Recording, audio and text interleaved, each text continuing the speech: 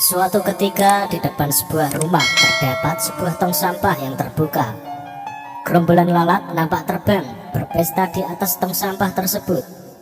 Ada seekor lalat yang melihat pintu rumah terbuka lebar.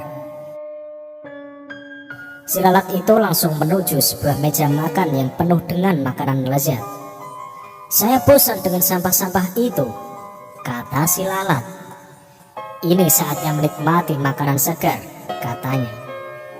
Setelah kenyang, si lalat bergegas ingin keluar dan terbang menuju pintu kaca saat dia masuk tadi. Namun, ternyata pintu kaca itu telah tertutup rapat. Si lalat hinggap sesaat di pintu kaca itu, memandangi kawan-kawannya yang melambaikan tangannya, seolah meminta agar dia bergabung kembali dengan mereka. Si lalat pun terbang di sekitar kaca, sesekali melompat dan menerjang kaca itu. Dengan tak kenal menyerah, si lalat mencoba keluar dari pintu kaca. Lalat itu merayap mengelilingi kaca dari atas ke bawah, dari kiri ke kanan, bolak-balik.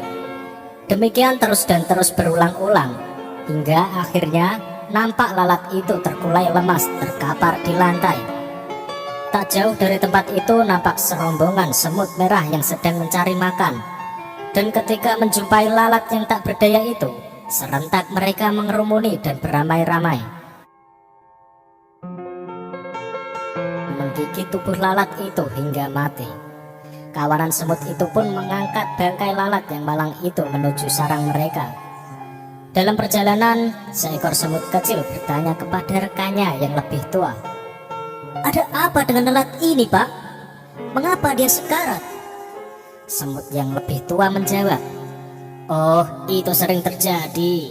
Ada saja lalat yang mati sia-sia seperti ini. Sebenarnya mereka ini telah berusaha. Dia sungguh-sungguh telah berjuang keras berusaha keluar dari pintu kaca. Namun ketika tak menemukan jalan keluar, dia frustasi dan kelelahan hingga akhirnya jatuh sekarat dan menjadi menu makan malam kita." Semut kecil itu manggut-manggut, namun masih penasaran dan bertanya lagi, "Aku masih tidak mengerti. Bukannya lalat itu sudah berusaha keras? Kenapa tidak berhasil?" Masih sambil berjalan dan memanggul bangkai lalat, semut tua itu menjawab, "Lalat itu adalah seorang yang tak kenal menyerah dan telah mencoba berulang kali. Hanya saja dia melakukannya dengan cara-cara yang sama."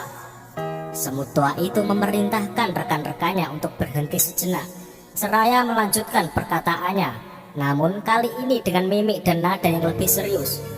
"Hai anak muda, ingatlah jika kamu melakukan sesuatu dengan cara yang sama, tetapi mengharap hasil yang berbeda, maka nasib kamu akan seperti lalat ini. Para pemenang tidak akan melakukan hal-hal yang berbeda, tetapi mereka hanya melakukannya dengan cara yang berbeda. Lihatlah anak muda, di atas pintu kaca itu terdapat lubang ventilasi udara. Jika lalat itu konsentrasi dan membuka pikirannya, maka ia akan berhasil keluar." Dari cerita tersebut, kita dapat melakukan evaluasi pada diri sendiri. Apa yang menyebabkan kegagalan atau faktor hidup Anda berjalan di tempat atau tanpa kemajuan? Kenalilah sumber-sumbernya. Semakin Anda mampu merinci faktor kegagalan, maka semakin tajam Anda mencari solusinya, yang pastinya dengan cara yang berbeda. Pada waktu John F. Kennedy kalah dalam suatu pemilihan untuk merebutkan kursi calon wakil presiden Amerika pada tahun 1956. Dalam kegagalan tersebut, dia tidak putus asa dan tidak berhenti, tetapi sebaliknya ia berkata, "Sekarang kita sudah mengetahui kesalahan-kesalahan yang kita perbuat dan mengetahui apa yang harus kita perbuat untuk menang pada pemilihan yang akan datang. Kita akan melaksanakan pekerjaan yang besar itu lagi." Dan akhirnya pada pemilihan tahun 1960, Kennedy memenangkan. Bukan lagi wakil presiden yang ia menangkan, melainkan ia memenangkan sebagai presiden termuda Amerika Serikat.